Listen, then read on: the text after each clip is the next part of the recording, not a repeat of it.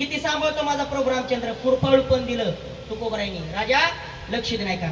कोरोनाच्या काळामध्ये 80 वर्षाचा एक वारकरी म्हातारा माणूस हॉस्पिटलमध्ये ऍडमिट होता. दादा 80 वर्षाचा म्हातारा माणूस कोरोनाच्या काळामध्ये 8 दिवस ऍडमिट होता आणि 8 दिवसाचं बिल डॉक्टर साहेबांनी 16 लाख रुपये केलं. म्हाताऱ्याच्या डोळ्यात गुरुजी टपकन पाणी आलं. डॉक्टर साहेबांनी विचारलं, बाबा 16 लाख रुपये बिल झालं म्हणून तुमच्या डोळ्यात पाणी आलं का? म्हाताऱ्याने तो गोर उत्तर दिलं. म्हातारा जरा दंडील होतं. म्हातारा म्हणे, डॉक्टर साहेब तुम्ही मला ओळखलंच नाही म्हणे.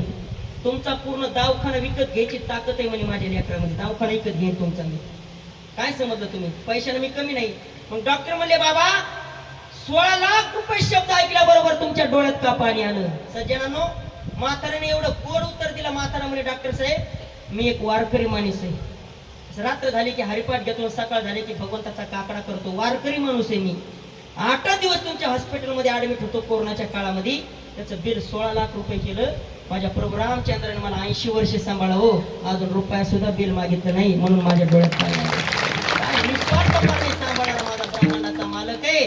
मग तुकोबराय म्हणतात, इतका निस्वार्थपणाने ब्रह्मांडाचा मालक सांभाळतो, पण त्याचे तुम्ही पोळे का घात नाही?